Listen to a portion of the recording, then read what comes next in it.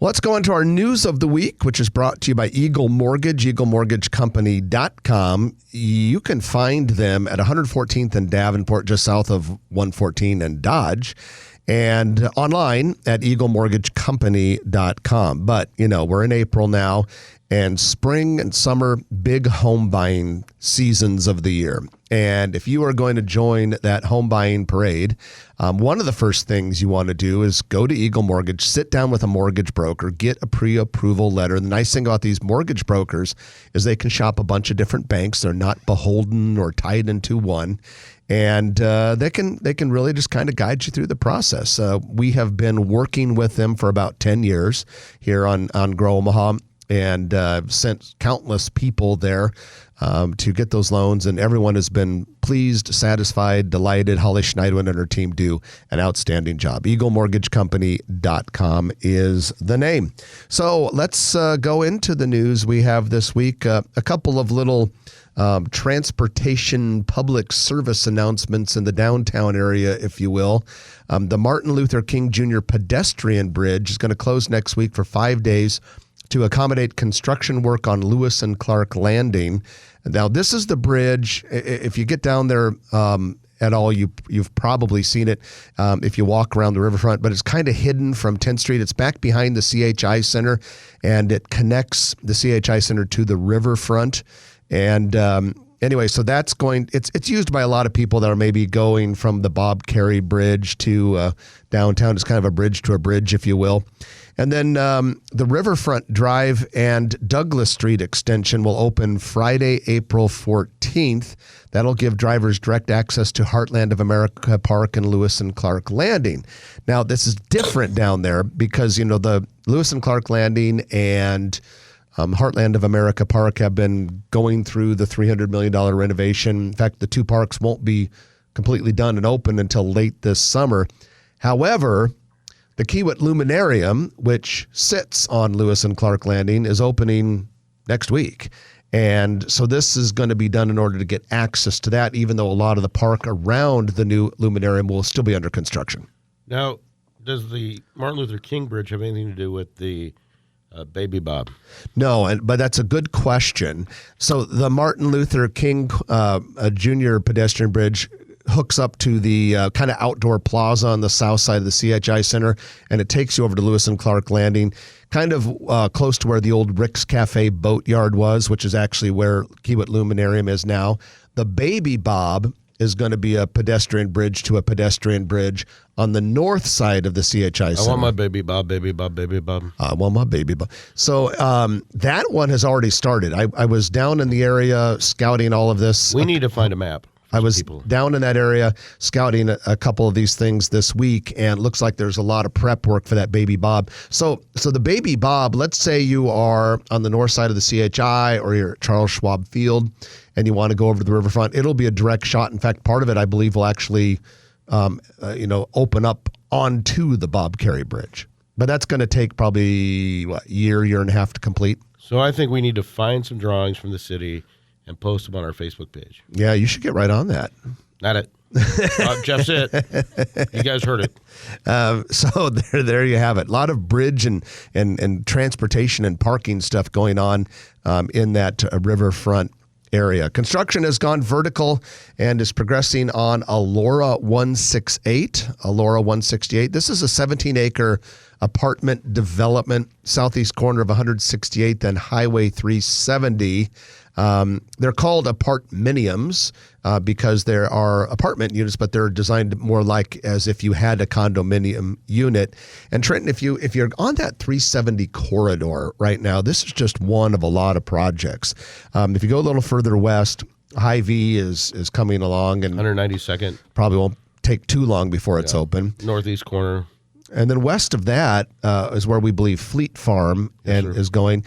You have a car wash going in that area, a Culver's, several other businesses, a lot of housing nearby. So that 370 corridor west of Interstate 80 is really going to fill. And almost all of it is in developers' hands.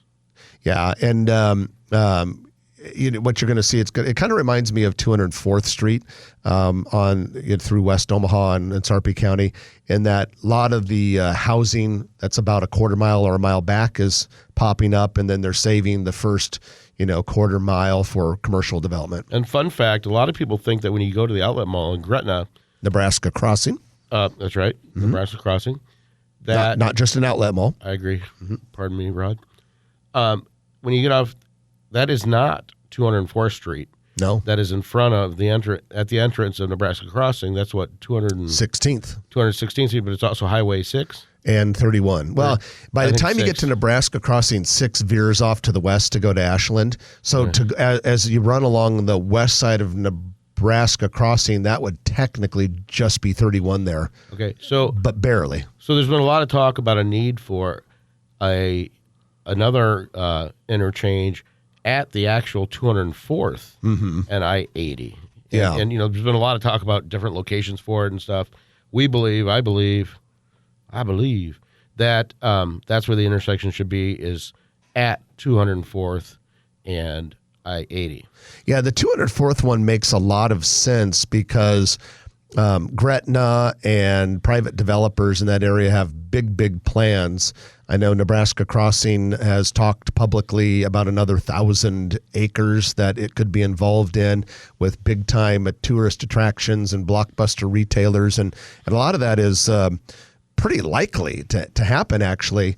If the interchange was at 204th, that would make it happen. I would argue, and it's going to be expensive, you kind of need one at both 204th and 192nd, because there's going to be so much traffic in that area and so much development. I mean, think about it, through Interstate 80, through the stem of I-80 through Omaha, there's an exit every mile.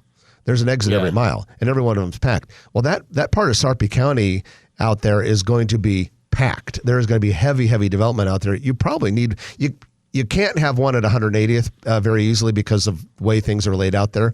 But 192nd and 204th, you could be able to do both of those. And I liken this, and I know a lot of our listeners haven't been down there, but if you go check it out online, I've had the good fortune to meet my friends at the Brass Furniture Mart, Ryan Blumkin, going down to Grandscape, which is in the Colony, Texas, which I liken it to Gretna as to Omaha, where they basically came in with $1.5 billion development, and it has spurred all kinds of office buildings, residential, other complementary commercial, and everything you could imagine, a mixed-use development.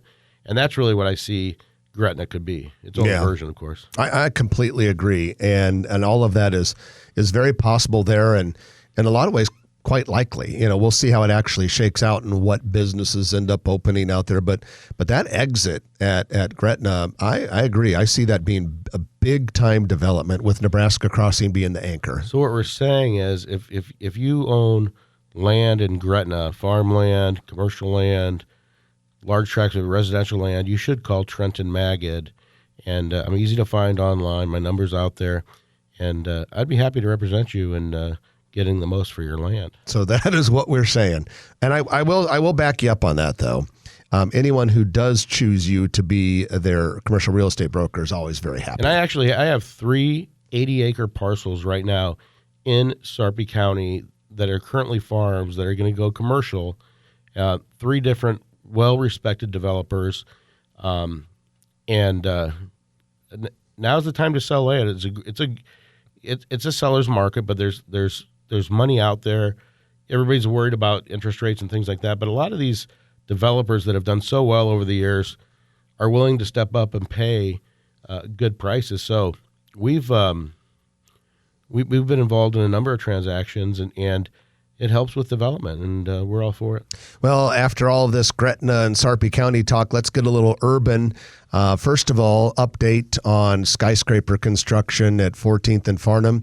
We got a couple of construction cranes that are on site now. These are not tower cranes that'll eventually be, 750 feet in the air. These are cranes designed to help crews get the foundation started, and a lot of activity on the site there on the square block that will be Mutual of Omaha.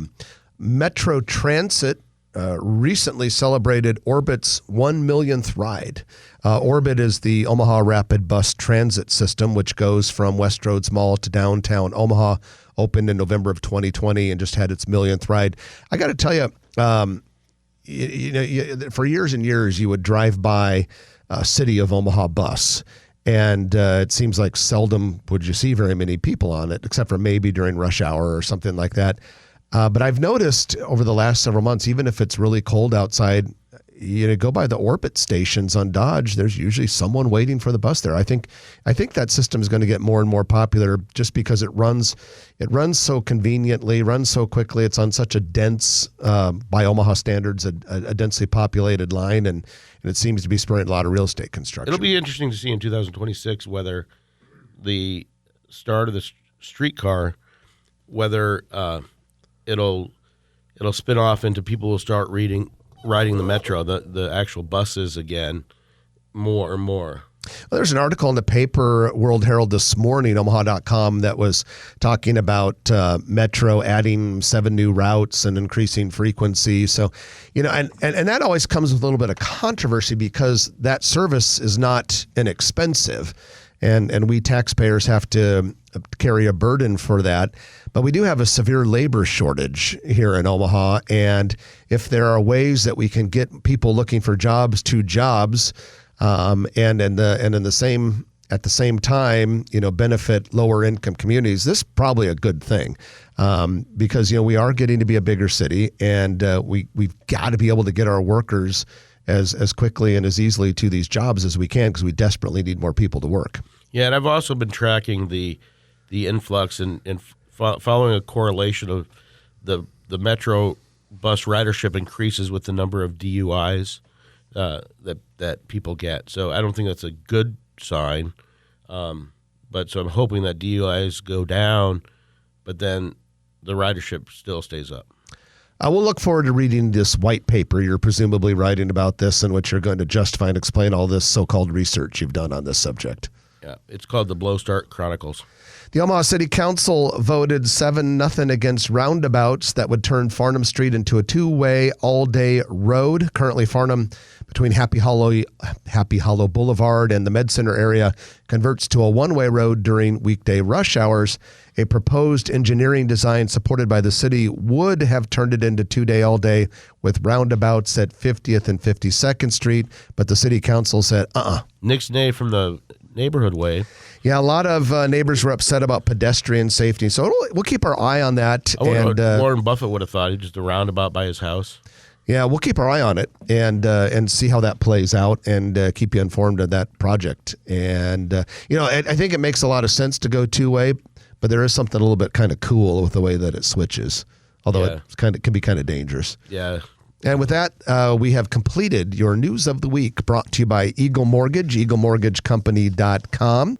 If you like this video, be sure to hit those like and subscribe buttons. And remember, Grow Omaha is not just media. This is a mission. We are trying to build up Omaha and make it an even better place. We can only do that with your help. Share this video with your friends, neighbors, and family.